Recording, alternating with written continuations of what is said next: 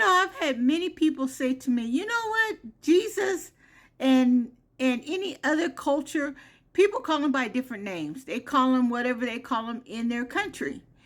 And I've heard Zeus, I've heard Isus, I've heard Christ, I've heard Jesus Christ, I've heard everything. But you know what? I had to unlearn when I first started searching the scripture is how much I was indoctrinated and how much everybody's been indoctrinated by Christianity. So, the idea that Jesus can have many names is common in mainstream Christianity. But when we go back to the original Hebrew scriptures, the Torah and historical texts, we see something very different and very specific. So let's talk about it. What does the scripture say about his name? Hebrew scriptures and prophecies, Zechariah 3, 8 through 9, Zechariah 6, 11 through 12, speaks of the branch whose name is Yahusha, not Jesus. The high priest Joshua in Hebrew is Yahusha, the same name as the Messiah. In Psalm 68, 4, in the King James Version, sing unto God, sing praises to his name, extol him that rideth upon the heavens by his name Jah, and rejoice before him. Jah is a shortened form of Yahuwah, the Father's name. What is his real name? Hebrew name, Yahusha. Yahu equals Yahuwah, the Father's name.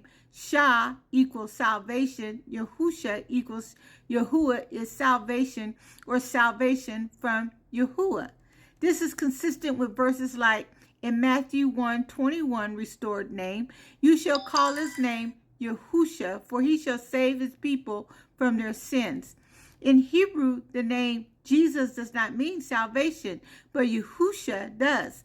That is the name prophesied and carried through by the patriarchs and the prophets. Is Jesus the same as Yahusha?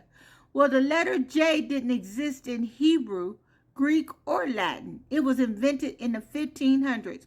Before then, Jesus was pronounced Isus from Greek. Isus was a transliteration, not a translation. It stripped the original Hebrew meaning of the name. The Torah and commandment about his name. In Exodus 27, thou shalt not take the name of Yahuwah, thy Elohim, in vain. Taking his name in vain includes changing, erasing, or replacing it with man-made substitute. In Acts 4:12, it says, there is no other name under heaven given to men by which we must be saved. In Isaiah 52:6 says, my people shall know my name. Not names, singular, one name only. So why does it matter? Because the name carries the authority, the identity, and the power of salvation. And in Joel 2:32, and it shall come to pass that whosoever shall call on the name of Yahuwah shall be delivered. In John 5:43, Yahusha said, I am come in my Father's name, and you receive me not.